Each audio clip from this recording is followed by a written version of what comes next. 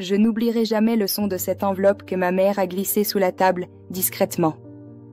Ce jour-là, j'ai compris que quelque chose n'allait pas. J'étais juste derrière la porte, le cœur battant. J'ai entendu sa voix trembler. C'est fait. Elle ne saura rien. Ces mots m'ont transpercé. Je ne savais pas encore ce qu'elle avait vendu, mais je sentais que ce n'était pas un simple secret. C'était ma vie, mon avenir, que ma propre mère venait de troquer contre un peu d'argent et un faux espoir. J'avais toujours cru que ma mère voulait le meilleur pour moi. Elle disait souvent, l'amour ne nourrit pas, mais la stabilité, oui. Quand j'ai entendu qu'un homme plus âgé voulait me rencontrer, j'étais loin d'imaginer que mon avenir avait déjà été vendu. J'avais 22 ans, pleine de rêves et d'ambitions. J'étudiais pour devenir infirmière, déterminée à construire ma propre vie. Mais ma mère, accablée par les dettes, voyait les choses autrement. Un soir, j'ai surpris une conversation téléphonique. Elle parlait d'une compensation et d'un mariage arrangé. Mon cœur s'est figé. J'ai senti la peur s'installer. Le lendemain, elle m'a présenté à Monsieur Diallo, un homme d'une 50aine d'années, riche, poli, mais dont le regard pesait lourd sur moi. Il disait vouloir assurer mon avenir. En réalité, il achetait une vie, pas une épouse. Ma mère souriait, mais ses yeux évitaient les miens.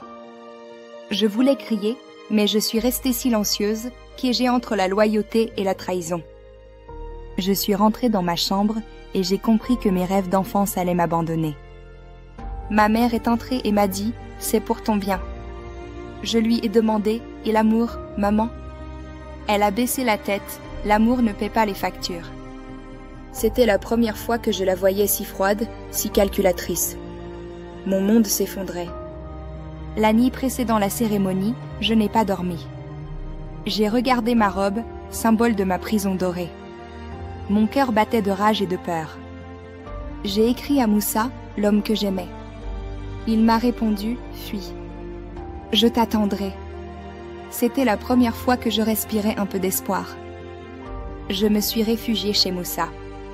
Il m'a ouvert la porte sans poser de questions.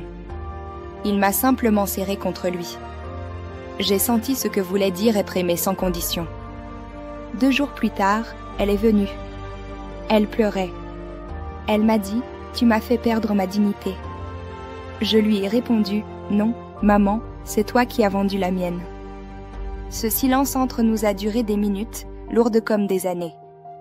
J'ai compris que même si je lui pardonnais, rien ne serait jamais pareil. Les semaines ont passé.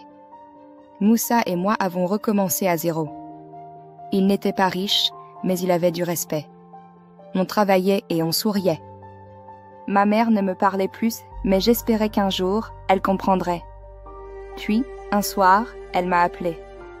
Sa voix tremblait. Elle m'a dit qu'elle regrettait et voulait me voir. J'ai accepté. Je suis allée chez elle et j'ai vu une femme brisée. Elle m'a dit « Je voulais te protéger du monde, pas te vendre à lui. » Nous avons parlé pendant des heures. J'ai compris qu'elle aussi avait été victime du même système. J'ai pleuré, pas pour moi, mais pour elle aussi. Les mois ont passé et la vie a repris. Ma mère et moi avons lentement reconstruit un lien fragile. Je n'ai pas oublié, mais j'ai pardonné. J'ai trouvé un travail stable et Moussa et moi avons commencé à parler d'avenir. Pas celui qu'on m'avait vendu, mais celui que j'avais choisi. Chaque fois que je passe devant une robe de mariée, je ressens encore un pincement. Mais cette fois, ce n'est plus de la peur, c'est de la force. Je me rappelle que j'ai refusé d'être une marchandise. J'ai choisi la dignité, même au prix de la douleur. Et ça, personne ne pourra jamais me l'enlever. Ma mère, désormais malade, m'a un jour pris la main et m'a dit « Tu as brisé la chaîne, ma fille. Je suis fière de toi. » Ces mots m'ont effacé des années de rancune. Ce jour-là, j'ai enfin compris que le pardon est une forme de liberté. Pas pour elle seulement, mais pour moi aussi. Je regarde aujourd'hui mon passé sans honte. Il m'a façonné. J'ai appris que la pauvreté peut pousser les gens à des actes cruels, mais elle ne définit pas notre valeur. J'ai appris que la survie sans amour est une mort lente. Et j'ai surtout compris que la liberté a un prix, mais qu'elle en vaut toujours la peine. Si je raconte mon histoire aujourd'hui, ce n'est pas pour accuser ma mère, mais pour prévenir les autres. Ne laissez personne décider de votre avenir sous prétexte de sécurité. L'argent peut acheter un toit, mais jamais la paix du cœur. J'ai failli perdre la mienne pour la prendre. Beaucoup l'ont jugé pour avoir fui, mais je me regrette rien. Ce que j'ai perdu en confort, je l'ai gagné en dignité. Ma vie m'appartient. C'est la plus belle victoire que je pouvais espérer. Aujourd'hui, je marche la tête haute. Ma mère repose en paix et je crois qu'elle veille sur moi. Elle sait que je l'ai pardonnée. Et moi, je sais que malgré ses erreurs, elle m'a appris la leçon la plus importante, ne jamais vendre son âme, même pour survivre.